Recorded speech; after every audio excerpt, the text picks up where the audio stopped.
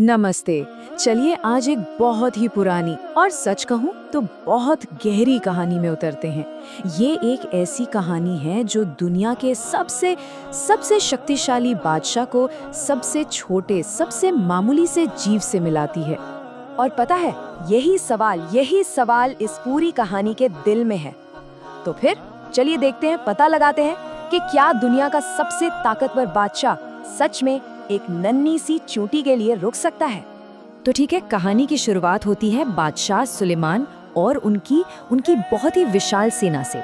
ये सेना एक सफर पे निकली थी। देखिए, ये कोई ऐसी वैसी कोई आम फौज नहीं थी। कहा जाता है कि जब वो चलते थे ना, तो ऐसा लगता था मानो जमीन उनकी शान और ताकत से कांप रही हो। हर तरफ बस उन्हीं की गूंज थी।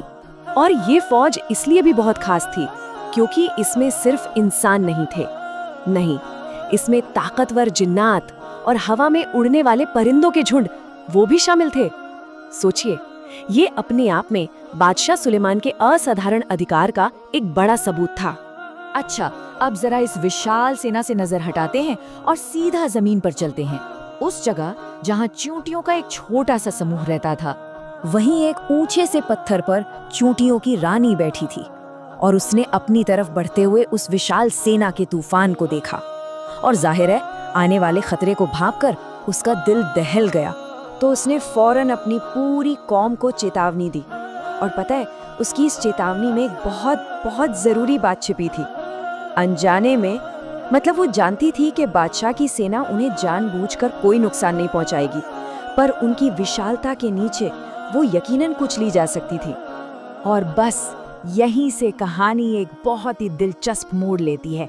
ये सब कुछ बादशाह सुलेमान की एक बिल्कुल अनोखी काबिलियत के बारे में है।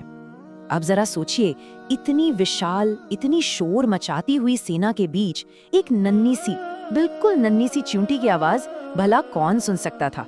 ये तो नामुमकिन सा लगता है ना। सिर्फ एक बादशाह सुलेमान, उन्हें एक खास ताकत मिली हुई थी, जानवरों और परिंदों की बोली समझने की। और उन्होंने उस चींटी की उस नन्ही सी पुकार को बिल्कुल साफ साफ सुन लिया था। और जैसे ही उन्होंने उस चींटी की पुकार सुनी, उन्होंने फौरन अपना हाथ ऊपर उठाया और हुक्म दिया, ठहर जाओ।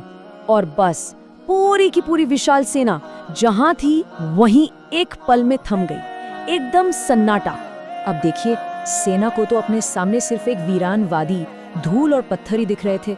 उन्हें कुछ समझ नहीं आया कि आखिर वो रुके क्यों हैं। लेकिन बादशाह सुलेमान ने वो सुना था जो कोई और नहीं सुन सका, एक नन्ही सी जान का डर। इसके बाद जो होता है वो इस कहानी का शायद सबसे खूबसूरत हिस्सा है। दुनिया के सबसे शक्तिशाली बादशाह और एक मामूली सी विनम्र चींटी की रानी के बीच एक बातचीत। बादशाह सुलेमान नीचे उतरे और उस चींटी से बहुत ही नरमी से पूछा।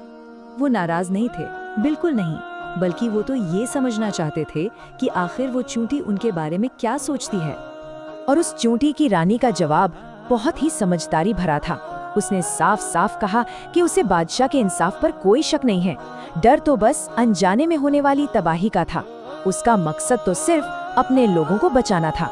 और फिर उसने हुक्मरानी का असली मतलब समझाया। उसने कहा, उनकी खुशी मेरी खुशी है और उनका गम मेरा गम। एक शासक का फर्ज हिफाजत करना है। और ये बात सुनकर बादशाह बहुत ज्यादा मुतासिर हुए। तो इस तरह उस एक छोटी सी बातचीत ने हुकूमत और ताकत के असली मायनों को सबके सामने लाकर रख दिया। उस नन्ही सी मखलूक की हिकमत, उसकी समझदारी देखकर बादशाह सुलेमान सचमुच दंग रह गए। कहते हैं, उनकी आंखों में आंसू आ गए और होठों पर एक मुस्कुराहट। उन्हें एक इतने छोटे से जीव से हुकूमत का एक बहुत बड़ा सबक जो मिल गया था। और जानते हैं, इसे ही अदले सुलेमानी या सुलेमान का इंसाफ कहा जाता है। ये एक ऐसी हुकूमत है जो सिर्फ ताकत पर नहीं बल्कि रहम, इंसाफ और इस बात पर टिकी है कि हर जान की अपनी कीमत है और उसकी हिफाजत होनी चाहिए। और देखिए, बादशाह ने सिर्फ बातें नहीं की बल्कि उस पर अमल भी किया। उन्होंने अपनी पूरी की पूरी सेना को तब तक रोके रखा जब तक कि आखिरी चींटी भी अपने घर में महफूज नहीं हो गई। सोचिए, दुनिया के सबसे ताकतवर बादशाह ने सबसे छोटे जीवों के लिए इंतजार किया। तो ये कहानी हमें एक बहुत गहरे सवाल के साथ छोड़ जाती है कि सच्ची ताकत असल में है क्या? क्या ये सिर्फ हुकूमत करने में है या फिर हिफाजत करने में? हर एक की हिफाजत, चाहे वो कितना भी छोटा क्यों ना हो। इस पर सोचिएगा ज़रूर।